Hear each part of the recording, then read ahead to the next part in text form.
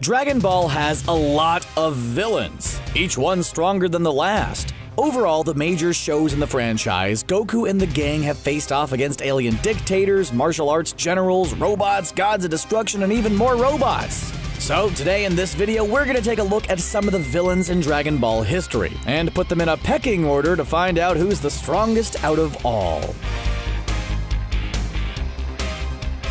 The thing about the original Dragon Ball was that it focused heavily on martial arts. The only human to be on this list is the baddest, strongest martial artist Goku will ever face in the original Dragon Ball.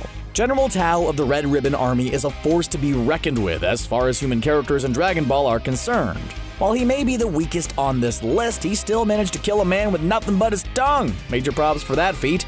After he was defeated by Goku, he underwent a transformation into a heartless killing machine, complete with weapons. But the technology of the time just couldn't help raise General Tao higher up on this list. King Piccolo came at the very end of the original Dragon Ball, which was when things were really beginning to get otherworldly. The Demon King came to wreak havoc for Goku and the gang, along with his son Piccolo Jr., who would later just be known as Piccolo. While we know now that Piccolo is a Namekian and not a demon, it was truly terrifying for everyone to face this great threat. His list of accomplishments will go down as killing both Krillin and Shenron, which in all honesty should put him higher on this list, but the power level of the Eternal Dragon hasn't really been looked into, so the jury is still out on that. Here we go, the first villain of Dragon Ball Z, and the first evil Saiyan we see in the franchise. Well, technically we saw Kid Vegeta, but that doesn't count. Raditz is Goku's older brother and comes to recruit him to take Earth over with him as part of his mission as a Saiyan warrior under Lord Frieza. Goku refuses, which goes about as well as you'd expect when dealing with an evil brother. While the fight between Goku, Piccolo, and Raditz is fun, Goku is pushed to his limits, and the special beam cannon is what does him in. A powerful attack, sure, but it's not Kamehameha. Following this trend, we have the second villainous Saiyan in the series, Nappa. He was the muscle for Prince Vegeta, even though Vegeta was much stronger than him. He dealt with all of the rabble, while Vegeta saved his strength for Goku. While Nappa dealt with all the grunt work, Vegeta sat on his laurels and watched the massacre ensue. Nappa single-handedly wiped out the Z-fighters, well, except for Yamcha. Poor Yamcha. In any case, Nappa was a formidable opponent to the weaker fighters, but couldn't even land a good hit on Goku and was taken out with ease. A good lackey, but a subpar villain. Should he be given a second chance? We don't know, but he's alright in Dragon Ball FighterZ, we guess. You'd think that the father of both Frieza and Cooler would be ultra powerful, right? I mean, it makes sense, especially since Frieza was so naturally strong, but you'd be wrong. King Cold may talk a big game, but he's a bit of a pushover. After Frieza is rebuilt with spare parts and scrap, he and King Cold land on Earth to try and finish off Goku and friends. But before the ships even cooled from landing, they're stopped by future Trunks, the sword-wielding Saiyan. He manages to cut Frieza to ribbons and make minced meat out of his men. We at least have an idea of what Frieza can do, but we don't see anything from King Cold. He's cut down without much of a fight. Perhaps one of the most famous movie villains in the franchise, Garlic Jr., is an interesting character. He shows up to wreak havoc in the Dead Zone, but he also manages to come back post-Frieza to cause even more trouble. His main goal centers around the Lookout and beef with Kami, claiming the Lookout is actually his, and Kami stole it from him. While he may not be huge in terms of power, Garlic Jr. is the only character in the franchise to realistically attain immortality through the Dragon Balls, something Vegeta and Frieza have tried and failed to do. Even though Garlic Jr. is immortal, he was still beaten by Gohan, Piccolo, and Krillin. Goku didn't even need to fight him. What? How can the Prince of all Saiyans be so low on this list? Well, we're including him on this list when he first appeared on Earth, when he was arguably at his weakest. During the Saiyan saga, Vegeta was undeniably a bad guy. He was there to get the Dragon Balls and wipe out anybody in his way. Since then, however, he's been either an anti-hero or a straight-up good guy. Even when he was Majin Vegeta, it was purely to obtain power and defeat Goku. That may be a bad move, but Vegeta had a few redeeming qualities about him before then. Plus, we'd really hate for him to take up 2 spots on this list. Everyone's favorite band of color-coded alien Power Ranger knockoffs have made it into this list. The Ginyu Force is a group of elite soldiers fighting for Lord Frieza. But considering how they're so low on this list, they don't really stack up. Sure, during their prime on Namek, they managed to take out Vegeta, but once Goku came into the scene, they couldn't even land a hit on him. They might as well have been a team of Nappas for how effective they are at taking out secondary characters, but are just elevated grunts. They even get their butts handed to them when they arrive on King Kai's planet after they die. Being bested by Yamcha is a fate worse than death. Of course, the captain of the elite Ginyu force and the team's namesake has to be at least marginally stronger than the rest of the team. Captain Ginyu, the power-posing flamboyant leader, isn't as big of a pushover as the rest of his team. He has a respectable power level, but also has the unique ability to switch bodies with his opponent, a technique he uses frequently. Of course, it was this free use of his body swapping that led to his downfall after he switched bodies with a frog on Namek. He comes back in Dragon Ball Super when he changes bodies with another Frieza grunt, but that's about all to his character. The guy likes switching bodies and striking poses. So we're gonna dig into the robots, and boy are we starting out with a good one. Android 16 is part of the trio with Android 17 and 18. He is the stoic red-headed stepchild of the bunch, fabled to be modeled after Gero's son. His one task, like most of the other androids, was eliminating Goku.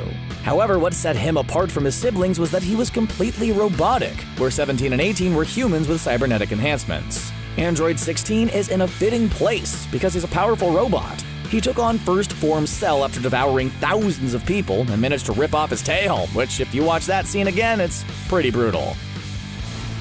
We have a lot of androids to go through, and, well, this is a weird one.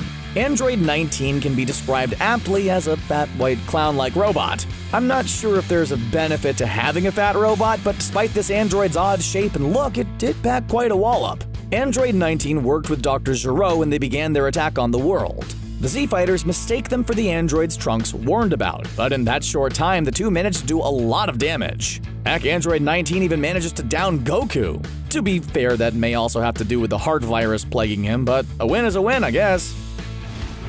Dr. Gero proves that true power comes from brains and brawn. He's the madman behind all the major androids in the Dragon Ball series, including Android 16, 17, 18, 19, and Cell. When he couldn't think of anything else, he turned himself into an android. How did he do it? Well, we don't really know, but the fact he pulled it off proves he's a very intelligent being. In addition to those big old brains of his, he has managed to outsmart nearly all the Z-Fighters and elude them, which, come to think of it, may not be that hard. But it's strategic to say the least. In the end, Gero was done in by his own creations, such as the way of a mad scientist. Now, this one might seem like an odd pick, but hear us out. Zarbon was Frieza's right-hand man during the Namek arc, and managed to down Vegeta. Out of all of Frieza's henchmen, he has lasted the longest, even as long as the Ginyu Force. Aside from his usefulness as a henchman, Zarbon's powers were not to be taken lightly. Like any good villain, he can transform into a more powerful form. Out of the two lackeys Frieza had with him, Dodoria and Zarbon, Zarbon was the more capable of the two, and managed to hold down the fort and help gather the Dragon Balls for his employer and ruler. This makes Zarbon a great fighter and company man. We begin dipping into Dragon Ball Super, the latest iteration of the Dragon Ball franchise. The first round of Dragon Ball Super has ended, and with its ending, we can look back and wonder of the many fights and tournaments which fighters really shone brightly here. One fighter who managed to sneak in and take this spot is one that many wouldn't consider powerful, but like with Dr. Gero, power also comes with intellect. Frost, a fighter who looks a lot like Blue Frieza, managed to best both Goku and Piccolo with the use of poisoned needles. A truly despicable move if we're being honest, but when you're in a tournament, you make do with what you got. Now we're getting to some memorable fights with some awesome powers. Hit was the top fighter in the Destroyer tournament between Champa and Beerus. He could hit his opponent by moving forward in time by fractions of an inch. In his fight with Vegeta, nobody could tell what was going on. Even Beerus needed to pay attention to keep track of his moves. In the end, like always, it was up to Goku to figure out how to even challenge Hit. It was an intense match, forcing Goku to unveil his Super Saiyan Blue Kaioken technique, which wasn't even enough. Ultimately, Goku intentionally forfeited that match, hoping to someday challenge Hit at his full power. Android 17 is the cool android, no doubt about it. His attitude, his look, and everything just exudes cool.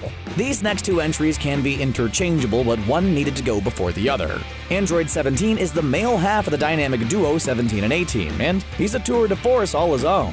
When he first walked onto the scene, he kicked Dr. Zero's head clean off and could take on any of the Z fighters at their current level during the Android saga. He was just as strong as 18 and was a vital part of Cell's transformation. Even in future Trunks' timeline, they're unmatched and completely take over the world.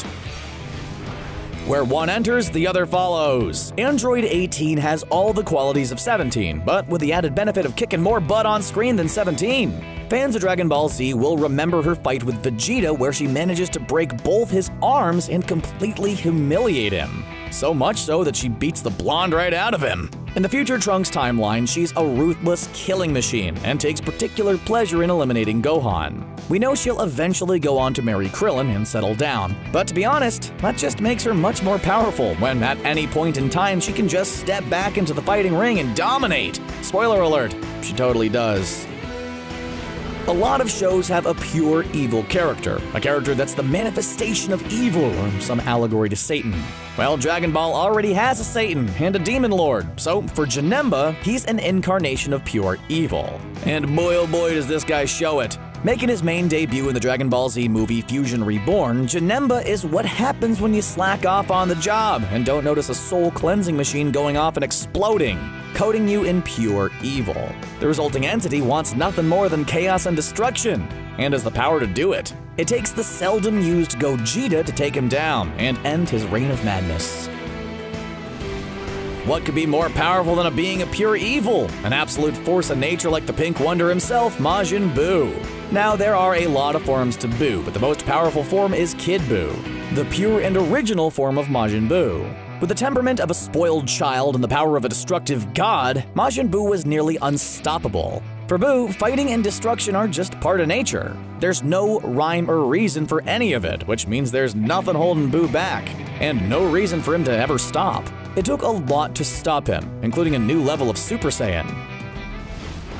You know, we couldn't forget Mr. Perfect Cell, the android everyone forgets about because he's so much more. Cell is the amalgamation of everything the series was during his time. He was made from DNA collected from all the fighters, including Goku, Piccolo, and Vegeta, even Frieza. Cell's power and carnage is perhaps one of the highest points in the original Dragon Ball Z run. His quest to become perfect requires a large amount of people to be absorbed, the biggest pieces being Android 17 and 18. The Cell games were a de facto finale to the saga we knew and loved. Sure, we have the Buu saga, but the amount of effort needed to end Cell and finally defeat him would make a fitting endgame.